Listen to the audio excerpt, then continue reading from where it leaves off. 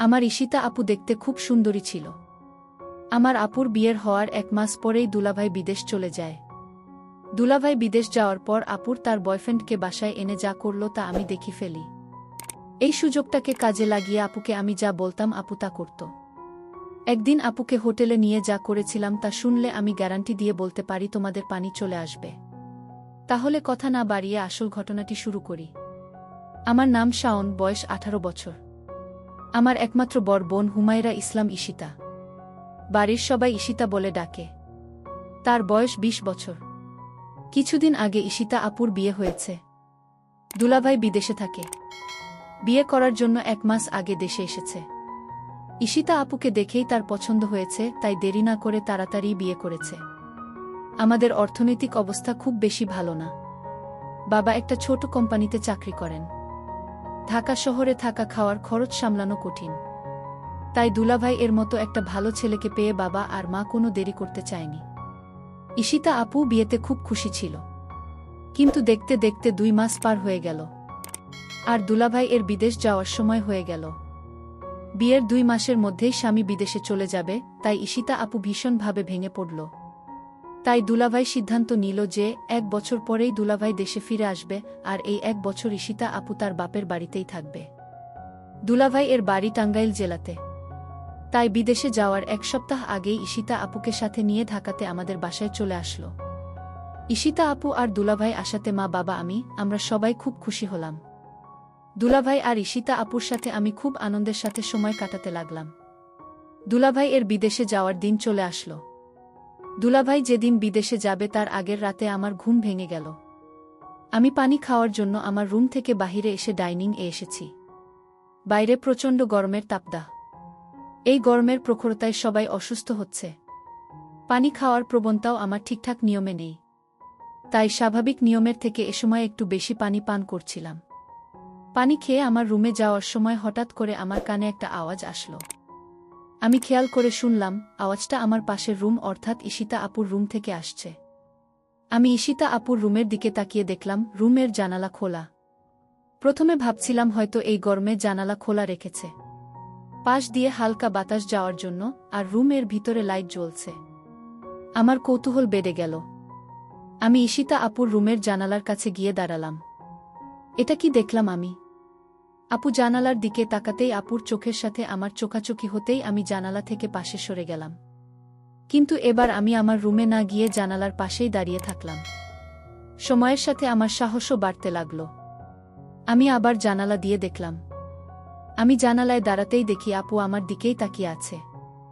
আমাকে দেখে আপু একটা মুচকি হাসি দিল। আপুর মুচকি হাসিতে আমার সাহস আরও বেড়ে গেল। সে রাতে গরমে ভালো ঘুম না হওয়ায় আমার মাথাটা ভারী হয়ে আছে। বারবার ঈশিতা আপু আর দুলাভাই এর কথা আমার চোখের সামনে ভেসে আসছে। সেটা মনে পড়তেই আমার ভীষণ ভয় লাগছিল। গতকাল রাতে আপু আমাকে কিছু বলেনি, কিন্তু আজকে আমি আপুর সামনে দাঁড়াবো কিভাবে? আজকে আপু আমাকে কি বলবে? এসব ভাবতে ভাবতে আমার মাথাটা আরও ভারী হয়ে আসছিল। তখনই আমার মা চিৎকার করে আমাকে সকালের নাস্তা করার জন্য ডাক দিল। আজকে দুলাভাই বিদেশে চলে যাবে, তাই বাবাও আজ বাড়িতেই আছে। আমি আমার রুম থেকে বাহিরে এসে দেখি বাবা, মা, দুলাভাই আর ঈশিতা আপু ডাইনিং টেবিলে বসে আছে। আমি মাথা নিচু করে এগিয়ে গিয়ে নাস্তা করতে বললাম। আমি ভয় করছিলাম যে কখন যেন ঈশিতা আপু গতকাল রাতের প্রসঙ্গ তুলে সবার সামনে আমাকে বকা দিবে। কিন্তু তেমন কিছুই হলো না। ঈশিতা আপু একদম স্বাভাবিক ছিল। আপুর আচরণ দেখে মনে হচ্ছিল যেন গতকাল রাতে কিছুই হয়নি। আপুর আচরণ দেখে আমি স্বস্তি পেলাম। দুলাভাই বিদেশে চলে গেল। ঈশিতা আপু সারাদিন মন খারাপ করে থাকল। সেদিন রাতে প্রায় 11টার দিকে গরমে আমি আমার রুম থেকে বাহিরে এসে দেখি ঈশিতা আপু গরমে রুমের জানালা খোলা আর রুম এর ভিতরে লাইট জ্বলছে। আমি এগিয়ে গিয়ে আপুর রুমের জানালায় দাঁড়ালাম। জানালার পর্দাটা একটু সরিয়ে দিয়ে দেখলাম আপু বিছানায় বসে বই পড়ছে। আমি জানালায় দাঁড়িয়ে আপুকে দেখতে লাগলাম। আপু বিছানায় হেলান দিয়ে বই পড়ছে। বই পড়তে পড়তে আপু জানালার দিকে তাকিয়ে দেখল আমি সেখানে দাঁড়িয়ে আছি। আমাকে কিছু না বলে আপু আবার বই পড়তে লাগল। বই পড়তে পড়তে আপু বারবার আমাকে দেখছিল। আমিও চুপচাপ দাঁড়িয়ে আপুকে দেখছিলাম। বেশ কিছুক্ষণ পরে আপু বিছানা থেকে নেমে হাতের বইটা টেবিলে রেখে জানালার কাছে আমার সামনে এসে দাঁড়াল। আপু আমার চোখের দিকে তাকিয়ে বলল, কি রে, কিছু বলবি? আমি থতমত খেয়ে বললাম, আপু তুমি ঠিক আছো? আপু সুন্দর একটা হাসি দিয়ে বলল, হ্যাঁ আমি ঠিক আছি। অনেক রাত হয়েছে, এখন রুমে গিয়ে ঘুমিয়ে পড়। আমি বললাম, তুমি কি এখনই ঘুমাবা আপু? আপু বলল, হ্যাঁ, তুইও গিয়ে ঘুমিয়ে পড়। আমি বললাম, আগে তুমি শুয়ে পড় আপু, তারপরে আমি ঘুমাতে যাচ্ছি। আপু আর কিছু না বলে একটা মুচকি হাসি দিয়ে রুমের লাইট বন্ধ করে বিছানায় শুয়ে পড়ল। আমিও আমার রুমে এসে শুয়ে পড়লাম, কিন্তু কিছুতেই ঘুম আসছিল না। বারবার আপুর কথা মনে আসছিল। সকালে উঠে আবার সব কিছু স্বাভাবিক। দিনের বেলায় আপু কখনো রাতের বিষয়ে কোনো কথা বলতো না। দিনের আপু আর রাতের আপু যেন সম্পূর্ণ আলাদা। আমিও কখনো দিনের বেলা রাতের বিষয়ে কথা বলতাম না। এভাবেই আমাদের দিন কাটতে লাগল। দিনের বেলায় আমরা দুই ভাই বোন স্বাভাবিক আচরণ করতাম, কিন্তু প্রতিদিন রাতে আমি আপুর রুম এর জানালায় গিয়ে আপুকে দেখতাম। কোনো দিন আপু জেগে থেকে বই পড়ত বা টিভি দেখত, আবার কোনো দিন আমি যাওয়ার আগেই আপু রুম এর লাইট বন্ধ করে ঘুমিয়ে পড়ত। প্রায় ৮-৯ দিন পরে একদিন রাতে আমি ঈশিতা আপুর রুমের জানালায় গিয়ে দেখলাম আপুর রুমের লাইট জ্বলছে, কিন্তু রুমে আপু নাই। আমি রুমের চারিদিকে তাকিয়ে দেখলাম, আপু কোথাও নাই। হঠাৎ আপুর রুমের বাথরুম এর দরজা খুলে গেল। আপু বাথরুম থেকে গোসল সেরে বাহির হয়ে আসলো। আপুকে দেখে আমার হার্টবিট বাড়তে লাগল, কারণ আপু তখন অবস্থায় ছিল। বাথরুম থেকে বাহিরে এসেই আপু জানালার দিকে তাকিয়ে দেখল আমি দাঁড়িয়ে আছি। আপু আস্তে আস্তে জানালার কাছে এগিয়ে এসে নিচু স্বরে বলল, কিরে শাওন, তুই এখনো ঘুমাসনি? আমি বললাম, আমার ঘুম আসছে না আপু। আপু বলল, বেশি রাত জাগা শরীরের জন্য ভালো না। আমি দাঁড়িয়ে দাঁড়িয়ে অবাক হয়ে আপুকে দেখছিলাম। আপু তখন ঘুমানোর জন্য প্রস্তুত হল। তারপরে আমাকে বলল, এবার গিয়ে ঘুমিয়ে পড়। আমি বললাম, থ্যাঙ্কস আপু। আপু লাইট বন্ধ করে শুয়ে পড়ল। আমি আমার রুমে এসে সবকিছু ভাবতে ভাবতে ঘুমিয়ে পড়লাম। একদিন আমার বাবা আর মা সকালে নাস্তা করে চাচার বাসায় গেল। আমার বাবারা দুই ভাই। আমার বাবা ছোট আর চাচা বড়। চাচার বাড়ি ঢাকা শহরেই। চাচা আমাদের মতো মধ্যবিত্ত নয়। চাচার কাপড়ের ব্যবসা আছে। নিজের চেষ্টায় চাচা তার ব্যবসা প্রতিষ্ঠা করেছে। চাচার একমাত্র ছেলে শিহাব আমার কয়েক মাসের ছোট হলেও আমরা দুই চাচাতো ভাই বন্ধুর মতো। শিহাব হচ্ছে আমার ধনী চাচার আদরের একমাত্র সন্তান। তাই শিহাব ইচ্ছামতো টাকা খরচ করে। চাচা চাচি শিহাবকে কিছুই বলে না। আমার বাবা আর মা সারাদিন চাচার বাসায় থাকবে আর ফিরবে রাতে। আজকে শুধু আমরা দুই ভাই বোন বাসায় থাকব। তাই আমি আমার রুমে বসে ভাবছি কিভাবে আপুর সাথে আরও বেশি ফ্রি হওয়া যায়। তখনই ঈশিতা আপু আমার রুমে এসে বলল, কি করছিস শাওন? আমি বললাম, কিছু না আপু, এমনি বসে আছি। আপু বলল, আজকে কি তোর কোনো কাজ আছে? আমি বললাম, না আপু, আমার কোনো কাজ নাই। আজকে সারাদিন আমি তোমার সাথে গল্প করব ভেবেছিলাম, যদি তুমি ব্যস্ত না থাকো। আপু বলল, ও আচ্ছা, তাহলে তুই গোসল করে ফ্রেশ হয়ে আমার রুমে আয়। আমি বললাম, ঠিক আছে আপু, আমি গোসল করে তোমার রুমে আসছি। আপু চলে যেতেই আমি তাড়াতাড়ি গোসল করে রেডি হয়ে আপুর রুমে গেলাম। আপুর রুমের দরজা খোলা ছিল। আমি আপুর রুমের ভিতরে ঢুকে দেখলাম আপু রুমে নাই। খেয়াল করলাম আপুর বাথরুম থেকে গোসলের পানি পড়ার শব্দ আসছে। আপু হয়তো বাথরুমে গোসল করছে। তাই আমি বাথরুম এর দরজার কাছে গিয়ে বললাম, তুমি গোসল করছো নাকি আপু? আমি কি একটু পরে আসব? আপু বাথরুম এর ভিতর থেকেই বলল, আমার গোসল প্রায় হয়ে গেছে, তুই বিছানায় বসে থাকে। আমি আপুর বিছানায় বসলাম। কিছুক্ষণ পরেই আপু বাথরুম থেকে মাথা মুছতে মুছতে বাহির হয়ে আসলো। আমি চোখ বড় বড় করে আপুকে দেখতে লাগলাম। মাথা মুছতে মুছতে আপু এসে আমার পাশে বসল। আপু আমাকে বলল, শাওন, ড্রেসিং টেবিল এর উপর থেকে লোশনের বোতলটা নিয়ে আয় তো। আমি বিছানা থেকে নেমে ড্রেসিং টেবিলের উপর থেকে লোশনের বোতলটা নিয়ে ঈশিতা আপুর সামনে এসে দাঁড়ালাম। আপু আমার দিকে তাকাতেই আমি লোশনের বোতলটা আপুর দিকে এগিয়ে দিলাম।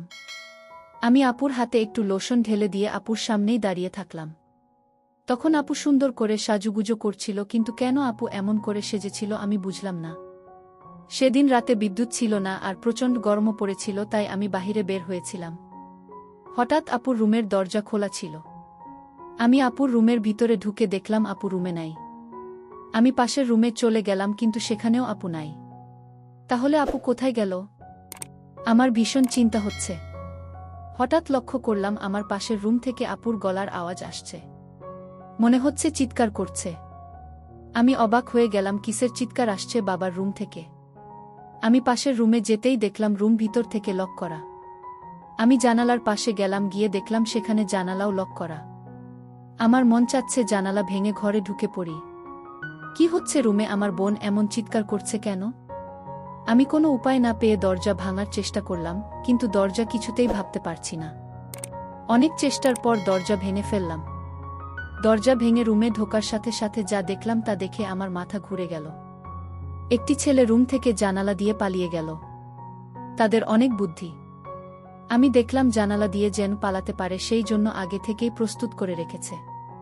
আমি আপুকে জিজ্ঞেস করলাম, আপু রুমে কে ছিল? আপু বলল, সেই জবাব কি তোকে দিতে হবে? আমি বললাম, আপু তুমি আমাকে ছোটবেলা থেকে অনেক স্নেহ করো, আর আমি যখন যা বলছি তাই করেছ। আপু তুমি আমার সাথে লুকিয়ে না এই ঘরে আর কি ছিল বলো আপু, আমি জানতে চাই। জানলা দিয়ে পালালো। আমার বোন কোনো উত্তর না দিয়ে আমাকে বলল, শোন তুই আমার কাছে আর যা চাইবি তাই পাবি, কিন্তু তুমি আমাকে অন্য প্রশ্ন করিস না। আমি ভাবলাম আপু কি বলতে চায়। আমি যা চাইব তাই পাব। আমি আপুকে বললাম, আপু ঠিক আছে, আমি তোমার কাছে একটা জিনিস চাইব, তুমি কি দিবে? আপু বলল, বলেই দেখ না, আমি দেখি না। আপুকে কথাটা বলতে আমার খুব ভয় হচ্ছিল। আমি আমতা আমতা করে বললাম, আপু আমি তোমাকে নিয়ে দূরে কোথাও ঘুরতে যাব। আমি বাড়িতে তোমাকে আমার মনের কথাটা বলতে পারবো না। দূরে গেলে বলতে পারবো। আপু বলল, কত দূরে যেতে হবে? আমি আপনাকে বললাম, কক্সবাজার গেলেই হবে। আমি মনে মনে চিন্তা করলাম, আমার ভাইটা আমার কাছে কি এমন চাইবে যে কথাটা বাড়িতে বলতে ভয় পাচ্ছে। আমি ছোট ভাইয়ের কথায় রাজি হয়ে গেলাম। আমি তোর সাথে ঘুরতে যাব। আমিও জানতে চাই আমার ছোট ভাইয়ের মতলবটা কি। হঠাৎ ছোট ভাই আমাকে ডাক দিয়ে বলল, আপু আমি যে কথা তোমায় বলবো আর আমি তোমার কাছে যা চাইব তা কাউকে বলতে পারবে না। বিষয়টা গোপন রাখতে হবে। প্রমিস কাউকে বলবো না। তাহলে এখনই বলে ফেল, কি বলবি, আমার কাছে কি চাস? আপু আমি আগেই বলেছি আমি বাড়িতে বলতে পারবো না। তোমাকে কক্সবাজার নিয়ে তারপর বলবো। ঠিক আছে আমার লক্ষ্মী ভাই, তাহলে চল আজই আমরা কক্সবাজার চলে যাই। আপুর কথা শুনে আমার খুব আনন্দ লাগছে, আবার অনেক ভয় লাগছে। তাহলে চলো কালই আমরা কক্সবাজার চলে যাই। পরের দিন সকালে আমি আপুকে নিয়ে কক্সবাজার রওনা দিলাম। আমরা সকাল ৮টায় বাড়ি থেকে কক্সবাজারের উদ্দেশ্যে নিয়ে রওনা দিলাম। আমরা প্রায় রাত ৯টায় কক্সবাজার গিয়ে পৌঁছালাম। সারাদিন গাড়ির জার্নিতে শরীরটা আমার অনেক ক্লান্ত হয়ে গেছে। আমার চোখের পাতা কিছুতেই খোলা রাখতে পারেনি। আমি ঘুমিয়ে পড়লাম। মানে আমার আপু ঘুমিয়ে গেল। আমি আপনাকে বললাম, আপু কিছু খাবে না? আমি বাহির থেকে খাবার নিয়ে আসি। আপু বলল, না আমি কিছুই খাব না। উত্তর, ইচ্ছে থাকলে তুই হোটেল থেকে খেয়ে নে। আমি বললাম, আপু তোমাকে রেখে আমি কি খাইতে পারবো? আপু বলল, ডিস্টার্ব করিস না, আমি ঘুমাব, তুই যা পারিস না করে। বেন বেন করিস না, কাল কথা হবে, এখন ঘুমা। আপুকে ঘুমের মধ্যে অনেক সুন্দর লাগছিল। আমিও ক্লান্ত শরীর নিয়ে ঘুমিয়ে পড়লাম। পরের দিন সকালে ঘুম থেকে উঠে আমরা সমুদ্র সেকতে ঘুরতে গেলাম। সারাদিন ঘুরলাম। এবার আপু আমায় প্রশ্ন করল, আচ্ছা শাওন তুই কি ভুলে গেছিস? তুই আমাকে কেন কক্সবাজার নিয়ে এসেছিস? আরে আপু ভুলি নাই, আজ রাতে বলবো। আপু যদি তুমি আমার কথা না রাখ তাহলে আমি কিন্তু ওই দিনের রাতের ঘটনা সবাইকে বলে দিব। আপু তখন আমার দিকে রাগান্বিত চোখে তাকিয়ে বলল, শাওন আমি কি না করেছি তোর কথা রাখব না? তারপর সন্ধ্যা হয়ে আসছে। আমি আপুকে বললাম, আপু চলো হোটেলে যাই। রাতের খাবার হোটেলে খেয়ে তারপর আজ আমরা হোটেলেই থাকব। আপু তখন বলল, হোটেলে কেন? এখানে তো দুলাভাইয়ের ছোট ভাইয়ের বাসায় থাকতে পারি। আর আমরা তো গতকাল এখানে ছিলাম। আমরা কেন শুধু শুধু অযথা ভাড়া দিয়ে হোটেলে থাকব? আমি বললাম, হোটেল না থাকলে যে আমার মনের কথাটা বলতে পারবো না আপু। আপু তখন বলল, ঠিক আছে তুই যা বলবি তাই হবে। তারপর আমরা একটা হোটেলে গিয়ে উঠলাম। আমি আপুকে যে কথাটা বলবো সেই কথা শুনে আপু কি আমার প্রতি রাগ করবে, আমি এসব চিন্তা করছিলাম। আপু আমায় বলল, শাওন তুই কি চিন্তা করছিস? আমি আপনাকে বললাম, আপু আমি যে কথাটা বলবো তা শুনলে তুমি রাগ করবে না তো? আপু বলল, আমি কতবার বলবো আমি রাগ করব না। আমি কাউকে কিছু বলবো না, তুই নির্ভয়ে আমাকে তোর মনের কথা বলতে পারিস। আপুর কথা শুনে আমি কিছুটা সাহস পেলাম। আমি আপু বললাম, আপু আমি ছোটবেলা থেকেই তোমাকে অনেক পছন্দ করি। আর দুলাভাই বিদেশ যাওয়ার পর থেকে আমি লক্ষ্য করছি তুমি সব সময় মনমরা হয়ে থাকো। আমি তোমার কষ্ট বুঝি। তুমি চাইলে আমি তোমার কষ্ট দূর করে দিব। আপু বলল, তুই আমার কষ্ট বুঝিস? আরে আপু, ছোট থেকে আমরা একসাথে বড় হয়েছি। আমি তোমার মনের কথা না বুঝবে কি বুঝবে? আমি জানি তোমার ভিতর কিসের অভাব কাজ করছে। ছোট ভাইয়ের কথা শুনে আমি কিছুটা আশ্চর্য হলাম। বলে কি সে আমার মনের খবর সব জানে? আচ্ছা বেশি কথা না বলে তুই বল আমার কাছে কি চাস? আপু আমি ছোটবেলা থেকেই তোমাকে আমার পছন্দ, আর তাই আমি তোমার সাথে। বল, থেমে গেলে কেন? আমার সাথে কি? আপু আসলে আমার বলতে খুব ভয় লাগছে। আরে বাবা, এত ভয় করলে কি চলবে? কি বলতে চাস বলে ফেলে। আপু ওই দিন রুম থেকে যে একটা ছেলে পালিয়ে গেছিল সে কি ছিল আপু? আরে ও হচ্ছে আমার স্কুল ফ্রেন্ডস। তার সাথে তুমি কি করছিলে আপু? আপু বলল, আমি বলতে পারবো না। তুই কি বোকা, কিছুই বুঝিস না? আমি কি করছিলাম তা কি আমার মুখ থেকে শুনতে হবে? হুম আপু, তোমার মুখ থেকে শুনতে চাই। তুমি বললে আমি অনেক খুশি হব আপু। আরে পাগল ছেলে, সেটা কি বলা যায়? সেটা তো বুঝে নিতে হবে। আমি বুঝেছি আপু। তাহলে তো হলোই। আপু আমি যা মনে মনে বুঝে নিলাম তা আমি করতে চাই। ঠিক আছে, আজ আর কোনো কথা নয়, যা হবার কাল হবে। আপুকে বললাম, আপু কাল হবে তো? আমার কথা রাখবে তো? আমি বললাম, আমি কি তোর সাথে মিথ্যা কথা বলেছি? আমারে কি তোর বিশ্বাস হয় না? যদি বিশ্বাস থাকে তাহলে এখন ঘুম, কাল সব হবে। প্রিয় দর্শক বন্ধুরা, আজ অনেক রাত হয়ে যাওয়ার কারণে গল্পটি শেষ করতে পারলাম না। তাই এ গল্পের বাকি অংশ আগামীকাল পায়েল ব্লগে আপলোড দেওয়া হবে। সেই পর্যন্ত সবাই ভালো থাকবেন।